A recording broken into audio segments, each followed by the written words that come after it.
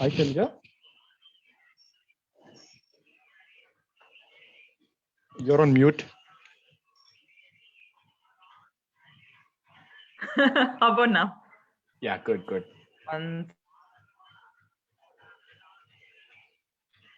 Second, let me increase my volume. Okay, good. Okay, Yes, perfect. good. Okay, now let's see. Okay. Good evening. How many? No, I was just saying, how many video meetings have you been doing? Yeah. So we are live now with our audience.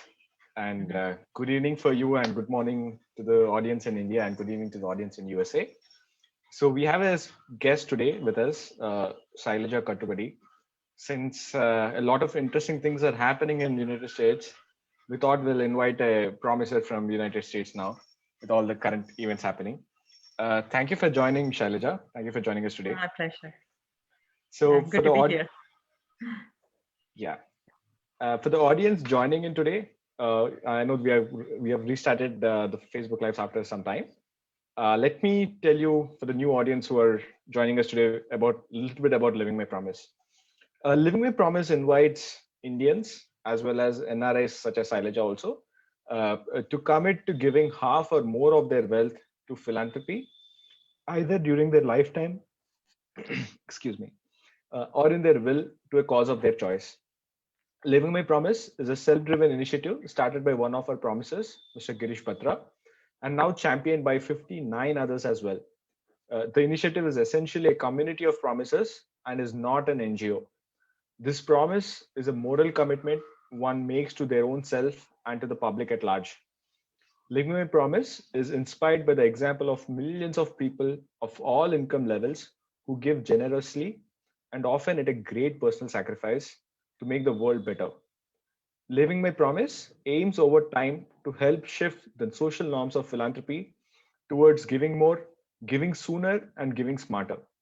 We hope that through Living My Promise, we can create a community of like minded individuals who would like to do more and also inspire millions of others to re benchmark their levels of giving.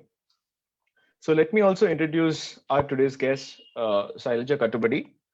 She's basically from Andhra Pradesh, India, moved to Hyderabad for high school and lived there for the most part till 2008.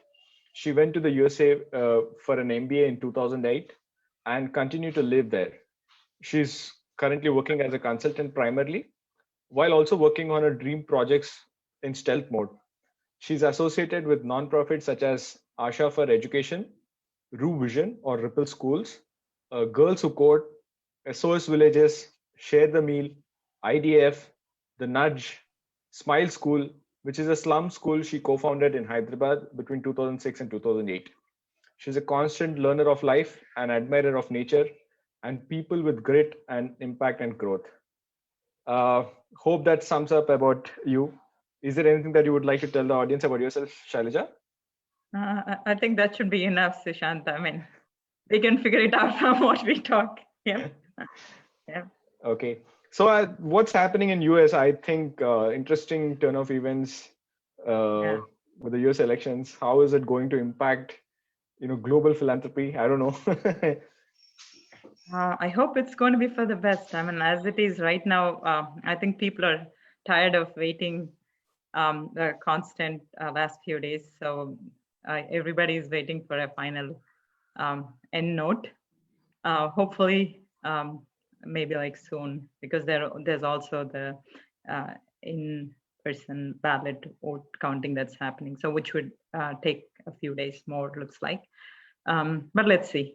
I mean, I think nevertheless, whoever is going to win, I mean, which most likely looks like it's tending towards one way. But I think I do sense a positive trend towards philanthropy in general. I mean, maybe because it's the kind of people that I'm associated to. Thankfully, I see people who are tending towards giving more. And when I say more, it doesn't have to be at a super spike levels, but then anything to begin with itself is a big positive change in that direction for most people. I think on that note, I do sense the positivity. So I believe that the optimism would definitely be taking a good turn towards the world events in general from now. Yeah. Sailaja, I think your screen is getting cut a little bit. Can you Oh, move your okay. laptop? You're not completely in the frame. If you don't mind. How about now? Is it better now? Yeah. No? It's better. Okay. A little more, even a little bit more. Okay. Good. Yeah, this is good. Yeah. Okay. Yeah. So for the viewers who are watching, we'll be having a conversation with Sailaja. If you have any questions that you would want to ask Sailaja at any point of time, please post them in the comment section on the Living My Promise Facebook page. You can watch this live stream happening on www.facebook.com/livingmypromise. If you go there, you will see the live streaming. Underneath, there's a comment section. Please post your questions in the comment section below. Shailaja, here's my first question for you. In this globalized world, we witness Indian diaspora playing a significant role in business, politics, and other fields. What role does the Indian diaspora play when it comes to philanthropy in India? I think I do know that there is more than 30 million Indians all over the globe. So with the majority of them in US, UAE, Malaysia, and few other countries as such. So what I have seen in general is within the US per se, philanthropy is something which is not an exception, but more like a rule where everybody tends to think in that direction in some way or the other.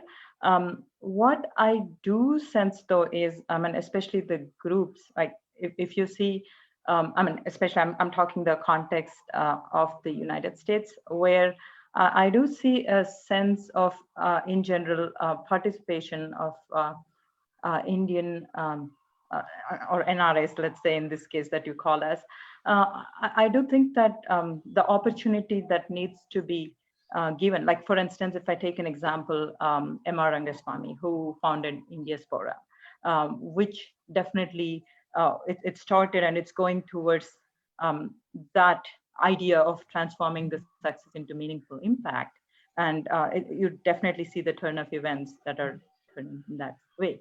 But again, if you ask, okay, there's so many people that are trying to do this, like what exactly, how are they doing? I do think that, there's a lot of work also that has happened from Stanford to everybody doing research, where a lot of Indian philanthropists trying to focus on infrastructure, jobs, education, because I think at the end of the day, opportunity, when you say charity, it's not just giving away money. I think it's the opportunity that is given to anybody. And opportunity could be in the form of education, in the form of life facilities, in terms of living the life. So is there an impact on my quality of life, or somebody who is suffering today without having a nice place to live in, a decent school to go, or like not even having food, not enough food. So anything that is worked around that direction to be able to give that opportunity. And I have a strong example to build in. I was born in a small town in Andhra Pradesh. And then when my parents chose to send me to Hyderabad when I was 11, thankfully my uncle and aunt lived in Hyderabad. And I had to go to live with them. And because of that opportunity, and I would be always thinking, if that hasn't happened, it would have had different kind of alternative path to my life, which probably there would be exceptionally different trajectory. And I think that opportunity is where I see like each individual, no matter what stage they are in life, is needed. And in India, traditionally, where we do have a lack of infrastructure, lack of the basic facilities. And I think it's something that no matter where you are connected to those issues, and especially if you have seen them firsthand, you would want to go back and solve in some way or the other. It might not be always giving away everything, but then an entrepreneur creating jobs is one way of opportunity. Somebody who is trying to go provide something is another type of help that you're giving. I don't even want to call it help, because I think most of the things that we do is because you want to feel that sense of satisfaction while doing that. And I don't think there's a single individual who would have felt bad for doing something good. So it's actually the best ROI one can get by doing something, right? So I think that's exactly what I see. Even, I mean, there's not exception even here, if you live in India or abroad. The only difference is maybe you have context of culture. You probably try to learn through uncertainties and figure it out. But it's not rosy always, which probably what you, I mean, I used to think that if I go somewhere else, everything is going to magically disappear, all problems are solved, and then everything is rosy, what you see as in the movies. But it's never the case. You have to let go of a lot of things. I mean, when I was a student, when I had to help somebody, I had to let go of maybe one night's dinner to sometimes even send that money. But that's something which is what sometimes, I mean, the understanding is not there. So I do feel that some of my friends, where they do think that there's this taken for granted with, I mean, at least before FCRA policies, I mean, 10 years ago, 15 years ago, where I have seen some people complaining that there's not enough understanding of what NRI would mean. It's not that there is extra lavishness. I mean, it's definitely, there's a lot of effort, and people want to be understood in that sense. And in spite of that, somebody is coming forward to help. So that is exactly what I think in terms of the need. There's all kinds of levels, just like in India, there's a struggling student, there is somebody who is settling right now, somebody who has already settled and can do a lot more.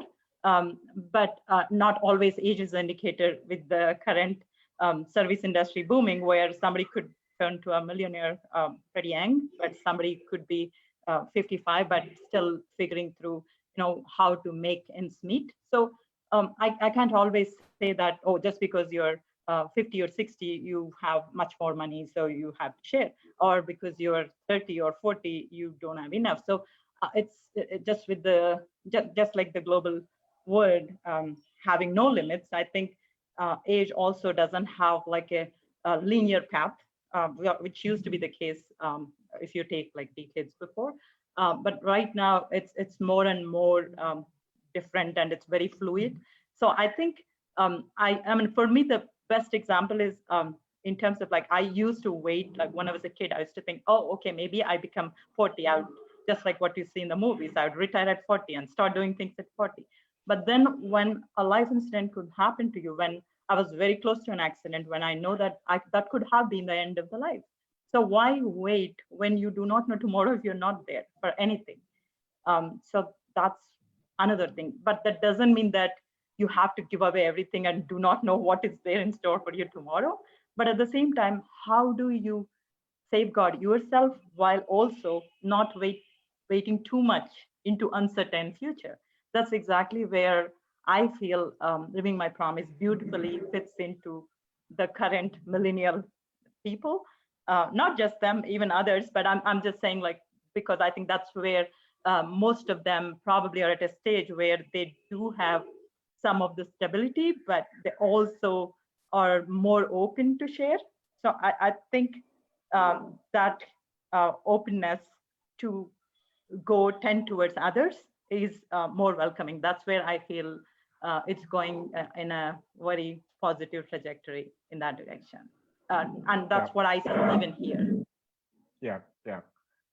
You just said that, you know, giving or philanthropy is more of a rule, is more of a norm rather than a rule in USA. And in India, when you're in India, it's more of a, you know, one-off thing, not a rule in the country. So it's not a norm here in this country. So when people move to USA, do you think this cultural shift, does it force Indians to give back more, or do they tend to be more philanthropic once you know, you move to USA? Was it the case? Now going back, I don't know how exactly things have taken a shift now in India, because it's been more than a decade and pretty. But when I moved in here in those days of, I'm talking prior to 10 years. I mean, it's 2008. So I think India was slowly changing towards embraceness towards giving concept, because I was like, for instance, in the then high-tech city, there was a lot of construction that was happening. So I saw more of the tech young workers. We were all forming groups to teach these kids. And then there was Teach for India that was starting. So there were a lot of things that were happening even then in India. So I think that was kind of a wave that started. I do not know, maybe I feel because there was more internet, more sharing. So more of the youth, like when I was a kid, I had a lot of ideas, a lot of thinking to do. How do I make a change? But then I didn't know how to exactly do. But then with the intervention of technology, I feel there's more connectedness. So I could meet all these groups, like Yahoo groups in those old days. I think the current generation might do it Insta or Snap. I don't know. But I think that's how we did. I mean, I think technology brought that urge to do something better, closer, especially with these connected groups. And I think the technology, in just like it can do bad things, it definitely does a lot more good things. And which is why I see more and more people are trying to do good things. But then one thing though, I can say, it changed for me. Like when I was a teenager, it was more because I wanted to emulate a Gandhi or a Mother Teresa or someone. When I was, let's say, early 20s, it was more about, oh, I want to make an impression. I want a name for myself. But then as you grow older, I do not know necessarily if we become super wise, but then one thing that kind of sheds from your thoughts is, am I appealing to others? So I think that's something which slowly cuts down. So now you do not do, as you grow older, further and further into next decades, I think it's more about what matters to you. So that's something which I think more and more people are asking themselves. So I feel, I mean, especially it's good that when you're into early 20s and you see all these people doing some good things and cool things, so you want to do because you want to also get a name, which is good because you get started. And start is the most important thing for everybody, because any big change doesn't happen by just doing 50%, 100%. I think that 1%, 2%, 5%, whatever you could do when you're young is what is building your foundation, which is what happened to most of us. So it's good, no matter what you got in there, right? You just made your way into something. Now that you made a way, now you start questioning. You see, okay, I saw a school and I was like, oh, 30 kids, but then we are not making good shit. I mean, there is some change for this slum, but then not really.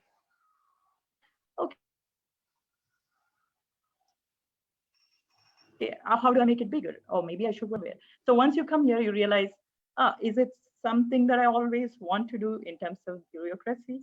Maybe not. Okay, let me do something else. But how do I still be connected to my path of, taking care of what I thought in terms of, you call it philanthropy, you call it social causes, helping others, whatever it is. But then how do I take care? It could be in different forms for each of us.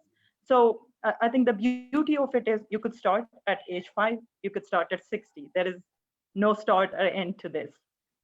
So, I mean, I think, yes, I mean, to your question, just rooting back to that, I do think, yes, there is a lot more change, just because I feel primary target, I mean, as I said, the primary reason being technology, which is bringing connectedness to people globally.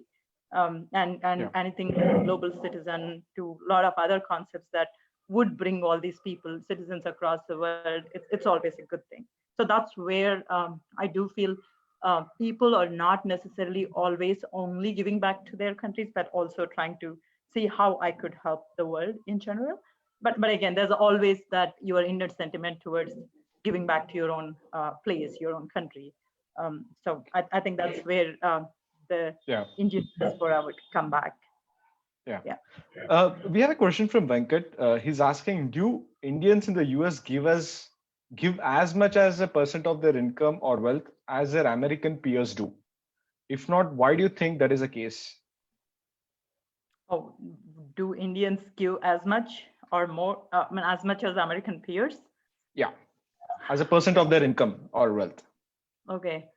I mean, to that, I don't have a straight answer because I do know some people who have given much more than my American friends or counterparts did. But then again, as a majority, I haven't seen a lot of people doing that, right from tipping at restaurants to everywhere else that I see.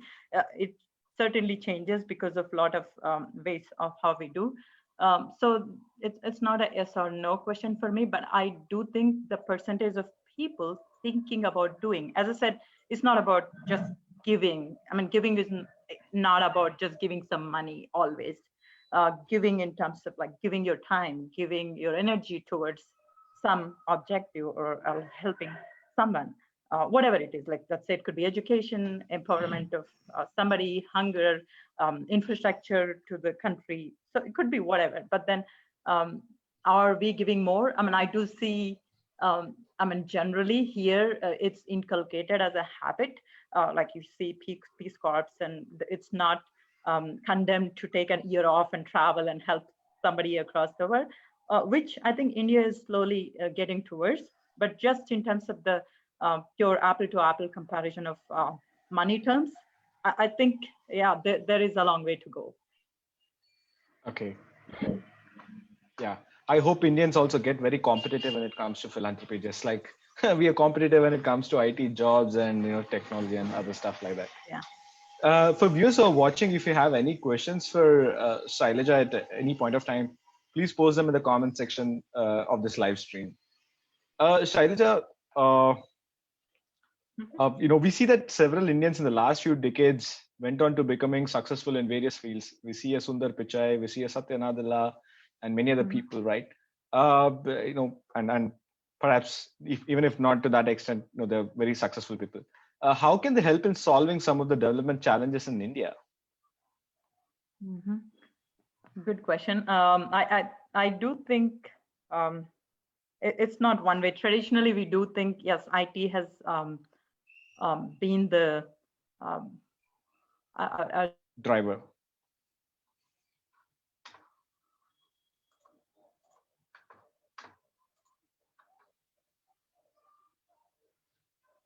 Around services sector, IT specifically. But I do think India needs a revamp in its infrastructure. And just bringing in comparison with China, if you see China has grown so much because of its readiness towards manufacturing and working towards that. Whereas if you look at India, we either have, it's very agrarian community, right? So in terms of, we do have a lot of agriculture, which is mostly underemployed. And then you have services, which is IT services, where it's kind of globally known for, but then there are also other services. But then there is no work towards, or there is probably some work, but I do not see like an impactful work that is happening around manufacturing, which could have been a big backbone to the country.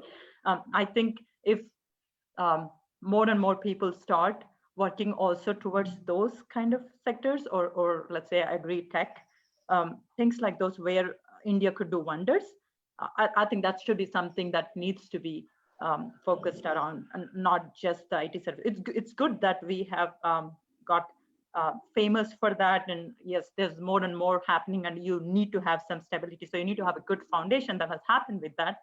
But we definitely need to get infrastructure going, manufacturing, and agriculture. So these are some of the basic sectors, along with giving basic facilities. That's where I think the gap can be bridged between the poor and the rich. I understand that, but I'm asking more in terms of the social issues, the development challenges related to social issues. What do you think? How do you think that we can help solve some of those issues? When you say social, like any social concerns, like maybe perhaps education that we lack on, or climate change, environment, or many issues, as those livelihoods. Yeah. Okay, so the social issues, how can some, or how come as a Indian diaspora help solve those? Yes. Okay, that's probably something nobody could solve so far. But just trying to think afresh. I mean, I do see a lot of theory around this, like where people talked about, climate changes. I mean, how do we work on climate change to, but I think the basic pillars, if I look at first, I mean, do you even have clean water to basic facilities like, okay, to have I mean, I can't even ask for things like clean air because again, it depends on a lot of other factors. But then, so do we have education? Do we have, I mean, there's also a lot of money that has been invested. If you look at public education in India, or the healthcare, right? It's just that how do we pass through those bureaucratic levels and still get things in an effective, efficient manner is something which probably is beyond anybody. But then having this set of community either work towards these challenges by pressurizing at a level of government, or coming up with an alternative sector in terms of alternative possibility where they would come down, just like what has happened with the IT sector, where they could form this alternative community where you can start running these things in parallel and see if that could bring a change. Just to give a simple example, US has public school system, which is usually good, and then there's a private school system. But it is quite expensive, not even middle class, most of them do go for the public sector. But there's also a concept called charter school, which is, I would say, somewhere in between that has happened. Not to bring a direct comparison, but then I would think in India, education, the way it is right now, can we get alternative paths to education where it could be not about whatever those methods are we have followed in terms of just acquiring knowledge, but not applying it too much? Like, how can we change that fundamentally? And how can we apply the knowledge towards actually life skills or doing your job well? That's something which needs a radical change in terms of education itself on some level. And but I also think there are some external factors that are needed that can be pushed by especially the kind of people that you've spoken, or people with that bandwidth where they can reach and do give that kind of pressure to change. Yes, that can happen to some extent, but I think it's a fundamental change and it does take time, but it needs to be pushed in that direction. And it's a constant and consistent effort, as I see. But yes, it is possible, but I do see that it's not going to be a straight, easy path. I mean, there should be a lot of multiple steps that needs to be considered. I mean, I do see some work happening, but it's not as powerful or as forceful as a service gig economy or so. Suprit is asking you a question. She says, teenagers in schools are supposed to participate in social initiatives in the West. Do you see a scope of greater synergy in NRI kids with causes over here in India? An excuse to connect them with the roots while fulfilling a need over here in India too? Yeah, I definitely see. In fact, I have seen some of the cases. My friend, one of my friends, Amit Garg, this was 10, 15 years ago, who was going to Stanford here, who came to India and who started this hospital called Hospital for Hope, with facilities for about 1 million people. So I know he tried to take some students and then have that kind of cultural trip plus doing something. So I've seen some of the kids doing that, but not necessarily it is mainstream. But I mean, it can be definitely worked on. I mean, that's a definitely good possibility and great thinking in that way. I've seen those rarities. I mean, out of, let's say, 1,000 people I know, I've seen 2 people who have done that while they were at college.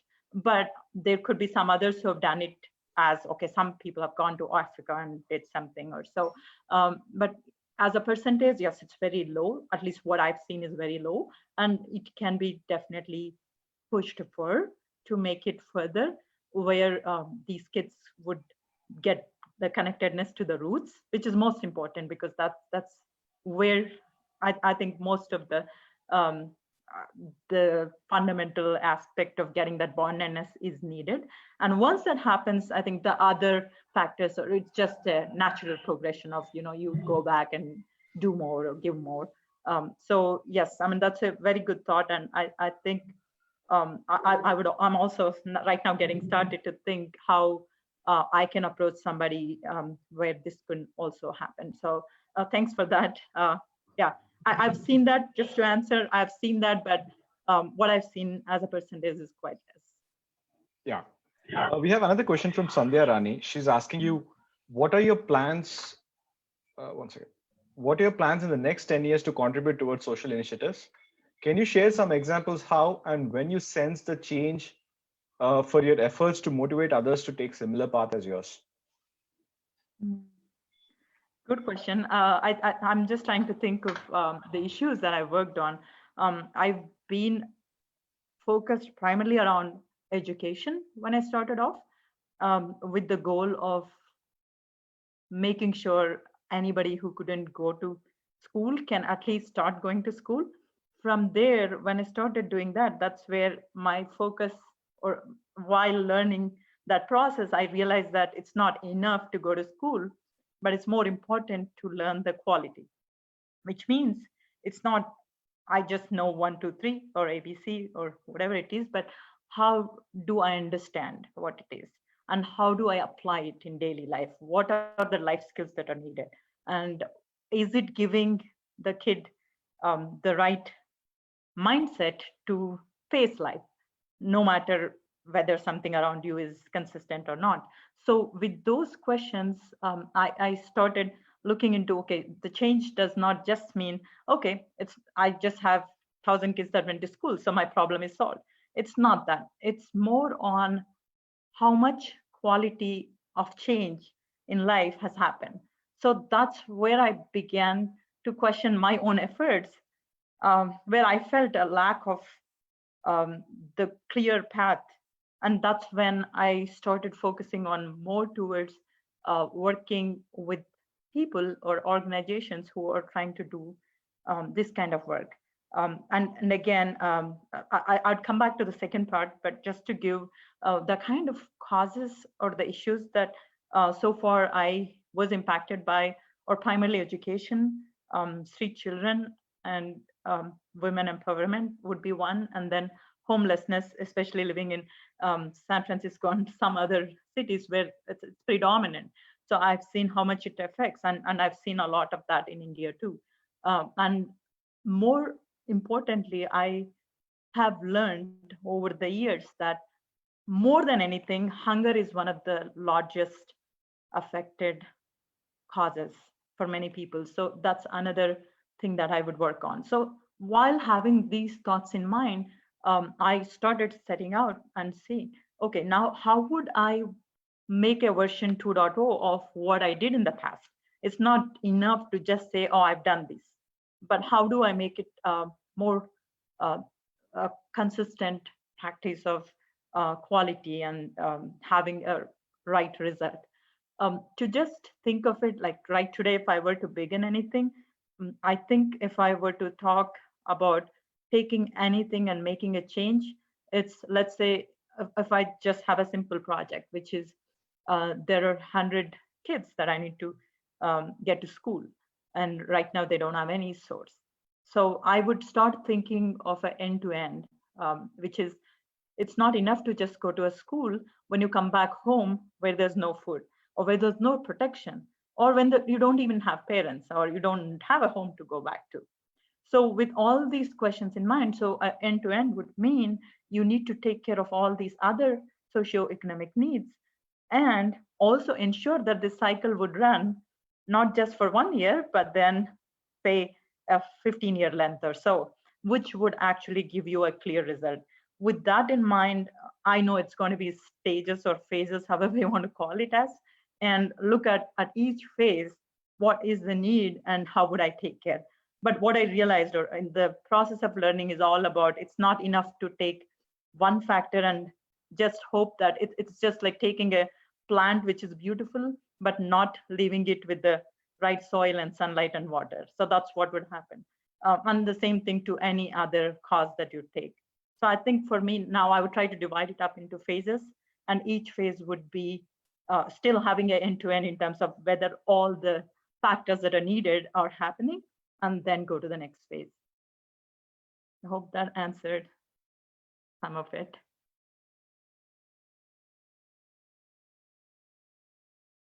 I can't hear you. Hi, can you hear me now? Yeah. Yeah. So you being you being an NRI, why did you sign up for Living My Promise?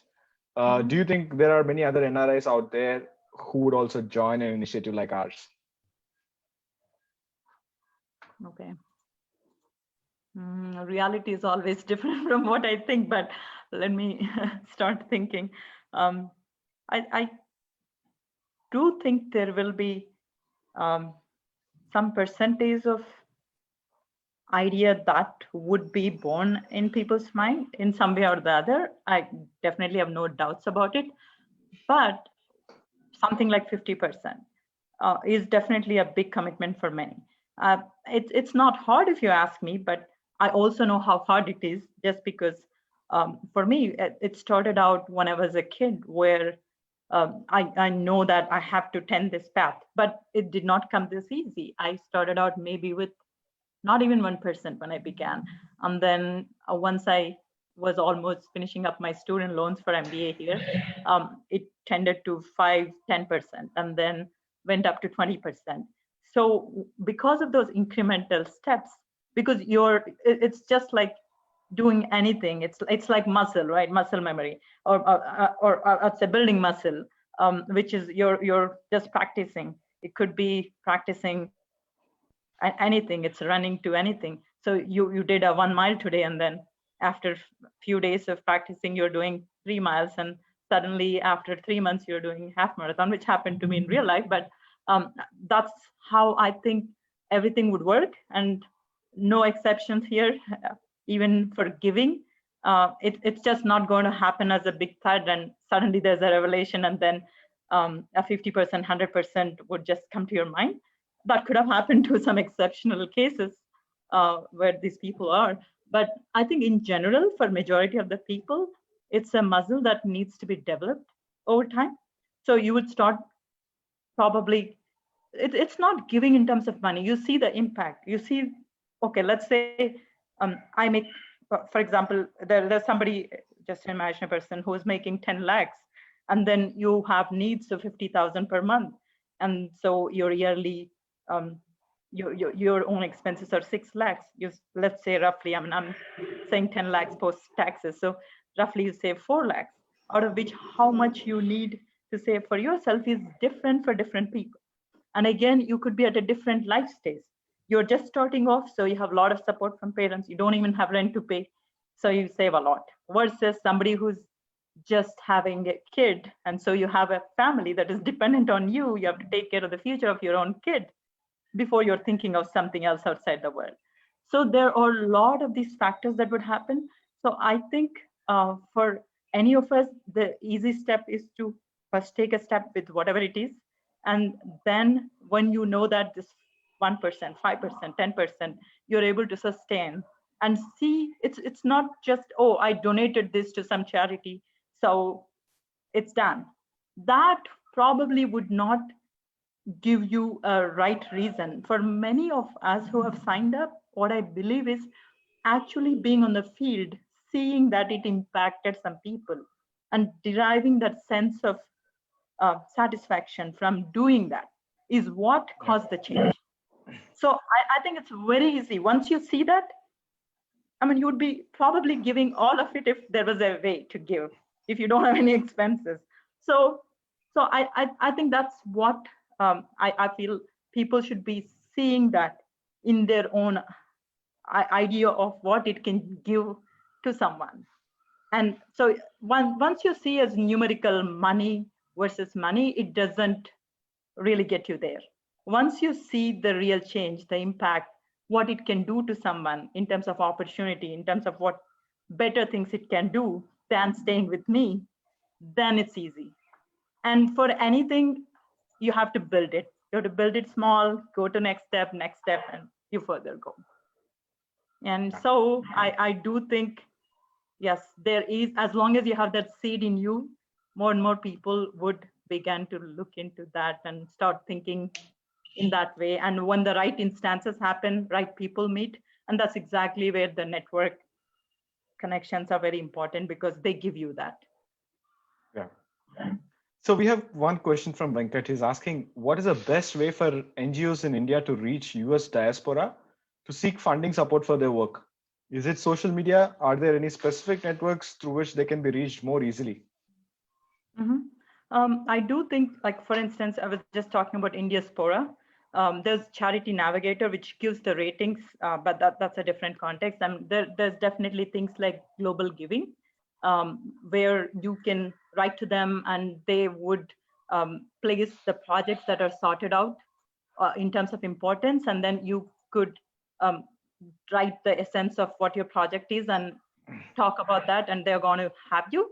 But I do think there are a lot of the events that have happened, like ThaiCon, Thai Conference, to Thana, to a lot of other places where a lot of Indians do come for meetups and networking sessions. So I think these are the areas where most of the nonprofits, like if you see Pratham or Asha for Education, where I've been associated with, to Shankarai Foundation, which does a lot of events within the US to other countries.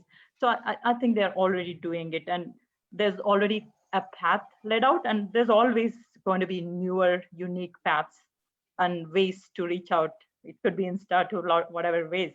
But I do think you could always start out with the existing models and then always make it better. Okay. Mr. Srujan Reddy is asking you, what interests you most about Living My Promise? Why? And why? Okay. I think when I signed up, it was because I met Atul Satija at that point. And then I saw that there were more people. I think it was the community that got me excited, is these people who were trying to connect and make changes. And as a group of this, it became a force. I mean, you can sense that when a group of people who are in the right direction, just like what Vivekananda would have said a long time ago, which is a small group of people is all the country needs for a change, right? Who are in the right direction.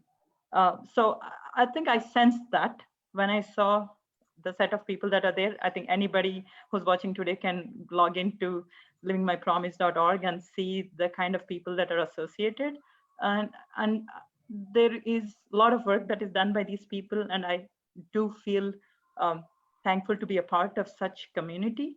And of course, I mean, you might not always reach out and talk to them, but then there is someone there for you. And on the day when you are going or ready with your projects and go, you do have people that you can fall upon. So I think that's definitely the community. Yeah, I think it's a fantastic place for people who really want to do philanthropy. But fortunately, I hope more people would rise up to 50% and be part of this group. Yeah, I hope so. And my next question would be to what would your advice be for NRIs who are looking to involve themselves in philanthropic opportunities in India? How can they do that and do initiatives like Living My Promise help? Yeah, definitely. I think just like organizations like Global Giving are going to give you a sense of way to how to market yourself to the community outside India. I'm sure the same way I have started out looking at Charity Navigator, which gives ratings based on the organization's work, to efficiency, to a lot of things like operational costs being low, to what is the impact.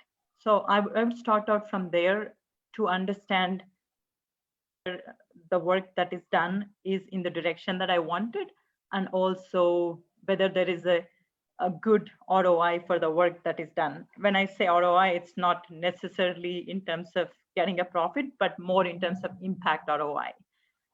So as long as I see there is definite impact on those projects, that's how I would go begin with. And where living my promise, where I know that, I haven't taken much help there, but I do know that there's a lot of interconnectedness, a lot of network where you can go.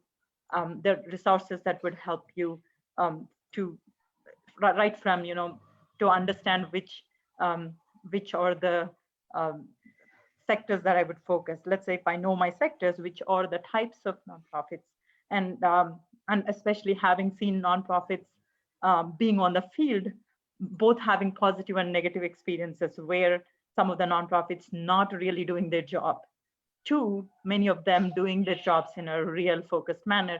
So I do think every penny that anybody is going to give for any project should be spent in the rightful way. That's where, yes, I would be more, I was a student when I started donating my money that was for my expenses when I was a kid.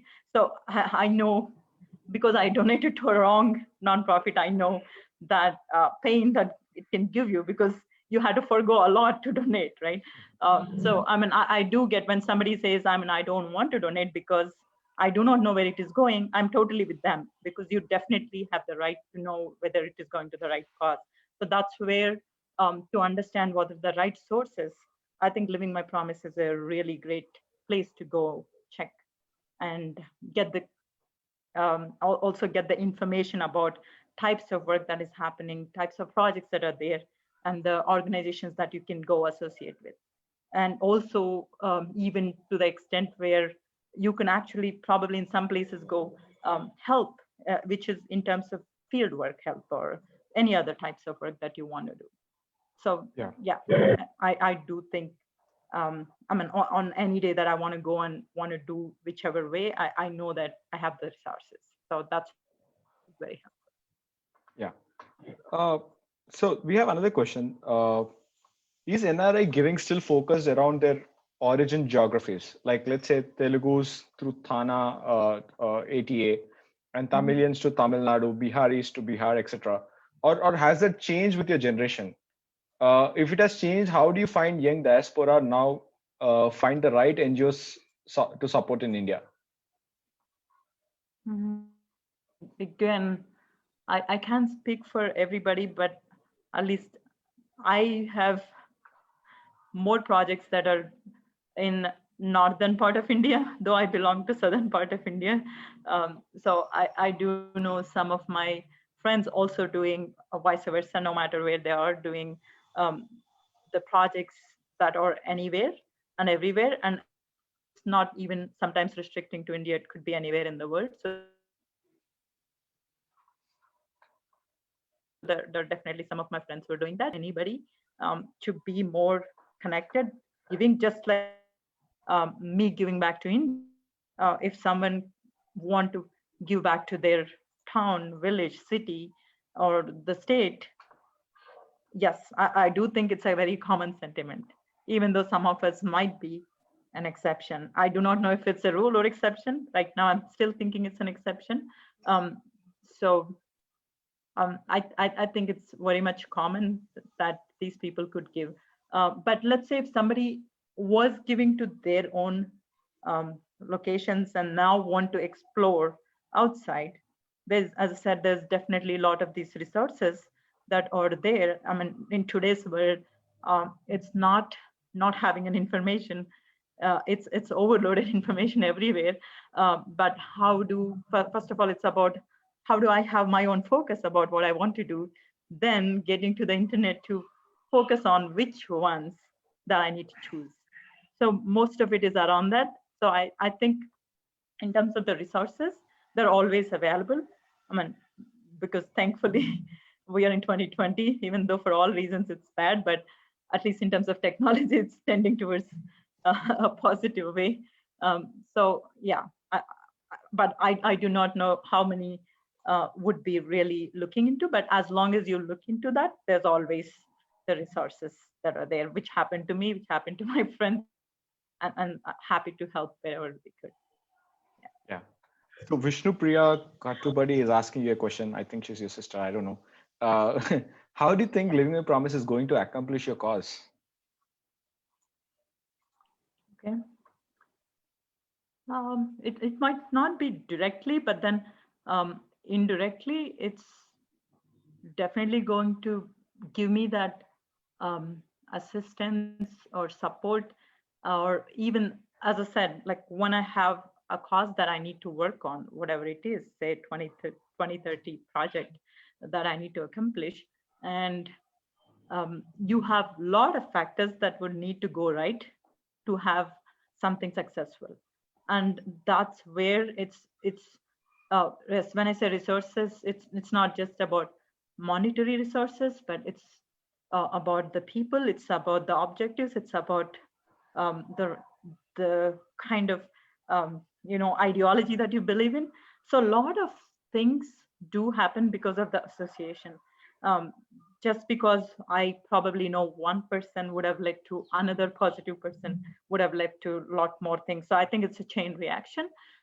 So especially having such community at Living My Promise, I do think it is like a safety net. I think, let's say if you're jumping off a cliff and there is a safety net, you're always safe. So that's how I see it. So I do think in an extreme case of positivity or negativity, there's always somebody that you need to bank on, and that's where this is like a pillar of strength that would happen. Yeah. Yeah. One of my last questions to you would be, are there any barriers or gaps for NRIs to engaging in Indian philanthropy? Lots of gaps. Because as I said, the number one would be, am I giving to the right organization? Am I doing the right thing just because I chose, because people would have heard about some cases where it didn't go to the right causes or so. Two, why do I give? I do see a lot of benefit going. I mean, nothing is wrong, because I do think people have a right to question any of these, especially if they're in the giving mode. So the gap is not because there's no will or intent to give, but the gap is because there is sometimes not the correct information.